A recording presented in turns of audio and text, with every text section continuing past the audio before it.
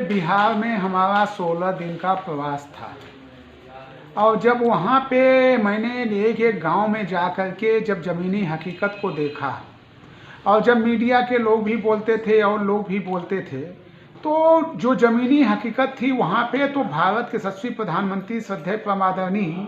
नरेंद्र मोदी जी एवं उत्तर प्रदेश के यशस्वी मुख्यमंत्री श्रद्धेय परमादरणीय योगी आदित्यनाथ महाराज जी का पूरे बिहार में जादू चल रहा था। और वहाँ का एक एक बच्चा से लेकर के नौजवान बुजुर्ग तक यह कहता था कि नहीं, प्रधानमंत्री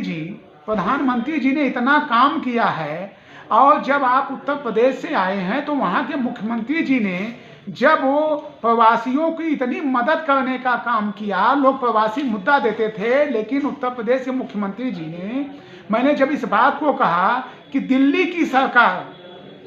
वहाँ की सरकार ने बिहार के लोगों को सीधे वहाँ से निकालने का काम किया, लेकिन भारतीय जनता पार्टी के यशस्वी मुख्यमंत्री श्रद्धेय परमादरणीय महाराज जी ने उन लोगों को एकाएक 460 बसों की व्यवस्था करके सीधे उन लोगों को घरों तक पहुँचाने का काम किया गया। तो उस पे सभी लोगों ने, और कोरोना जैसी महामारी से जब हम ही नहीं पूरा विश्व एक तरह से जूझ रहा था, तो उस पीरियड में वहाँ के तमाम लोगों ने कहा कि विधायक जी, जिस तरह से मोदी जी ने राशन भी हम लोगों को फ्री में देने का काम किया है, कोई कुछ कहे लेकिन हम लोग मोदी जी के साथ हैं। और यही कारण है कि आज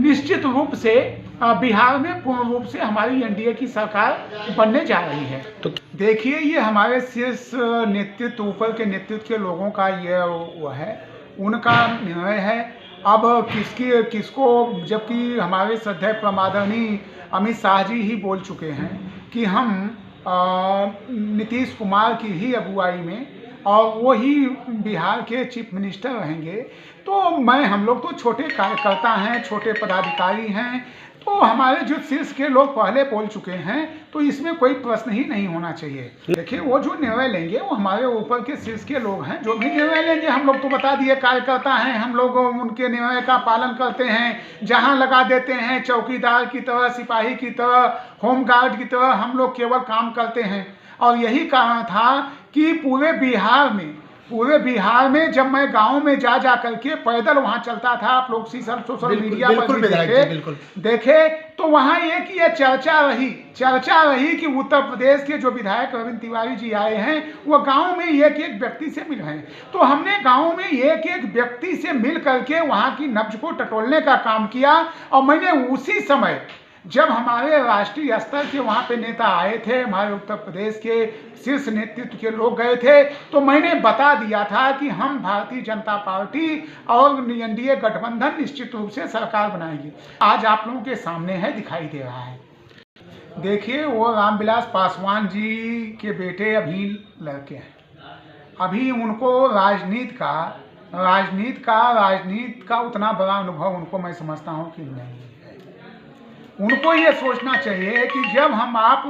गठबंधन की सरकार में हैं, केंद्र में हैं, तो हमारा जो शीर्ष नेतृत्व निर्णय ले रहा है उसको उनको स्वीकार करना चाहिए। और शीर्ष नेतृत्व को, घर का मुखिया, घर का मालिक अगर किसी बात को कहता है और वो उसके घर के परिवार के लोग पालन न करें, तो परिवार चल पाता है? नहीं चल पाता है। इसलिए अभी चिराग